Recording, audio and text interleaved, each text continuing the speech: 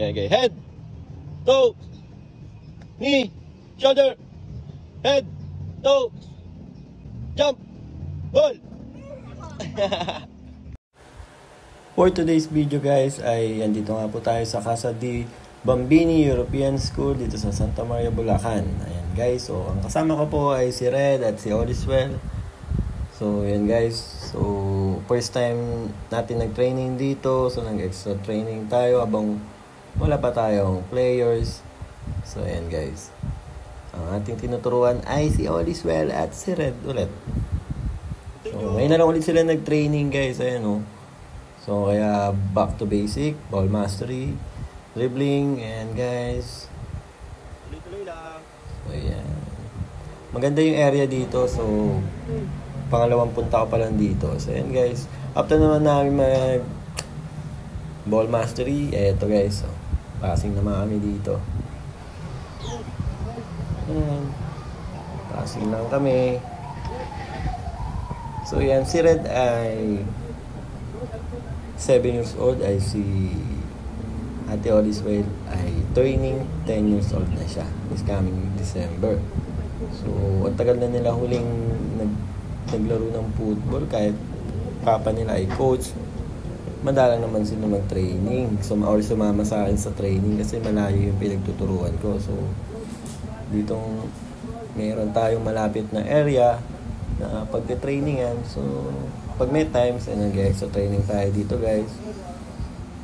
Pag nasa mood naman tong dalawa, sumasama sila. So ayoko naman pilitin pag ayaw nila, ganyan nga. Yun. So matagal na rin walang nagtitraining dito or naglalaro kasi last year ano ko dito ay may nagtitraining pa. So ngayon ay wala na. So ito ay isang private school na sa Bulprisa sila nag-join sa provincial. Sa Bulacan naman guys. Oh, nice goal by Red. Next, get the ball Basic. Oh, paano yung celebration? Wow! Ate naman, next, 3 step backwards ate. Tapos side ka ng ganito. Silang dalawa dito, yun Side, so, step ka na sa gilid. Sila. So, yun. Okay, first time nila, kaya sana sa susunod ay mas matuwa pa sila at magpatuloy sila sa paglalaro. Yes! A goal! So, nice sa celebration na si Red. So, nakakatuwa yun bilang isang coach or bisong isang ama. Diba? At si ate naman daw ay sisipa. Siyempre, tuturo natin yung mga basic kicking, mga techniques para matutunan nila. So, yun. So, nakakatuwa, di ba? Pag nakikita mo masaya yung mga anak mo or yung mga kids na tuturuan mo, nakakatuwa rin, syempre. So, after nun, at eto, naglaro na sila ng 1v1. So, para ma-practice nila yung pin-practice namin doon sa drills, i-apply nila dito. So, 1v1. Meron tayong 2 gates na nilagay, magkatapat, at kailangan nila mag-dribble to the gates inside. So, yun. Play! So, after pagkapasa, didepensa na. Out!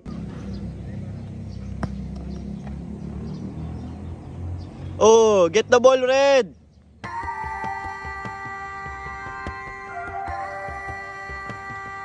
Good one, ate. Play!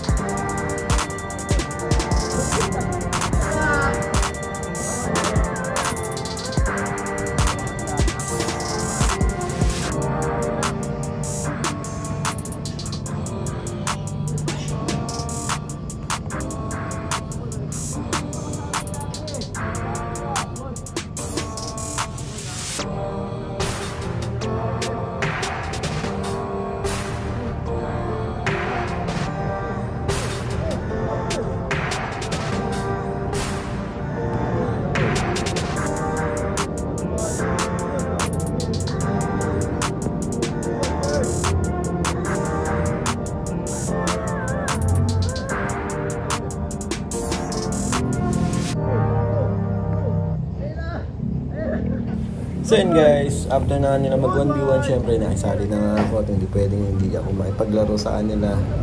Diba? Syempre neutral tayo dyan guys. Sino magpasa sa akin at ibigay sa akin yung bola ay teammate ko. Yun. Diba? Syempre you need to guide it. You guide your players, diba? Sa loob. Tapos makipaglaro din. Minsan, diba?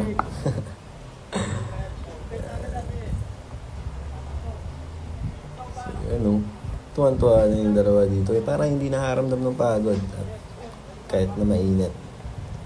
Pero buti nga may puno at ayun, may lilim, yung kalahati mainit. Kung mapapansin nyo guys, diba? Pero okay yan. Yan ang pinaka-okay pag nag-training. So please subscribe my channel.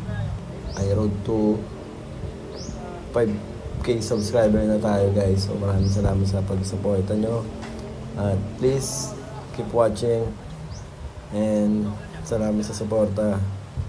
Yun lang.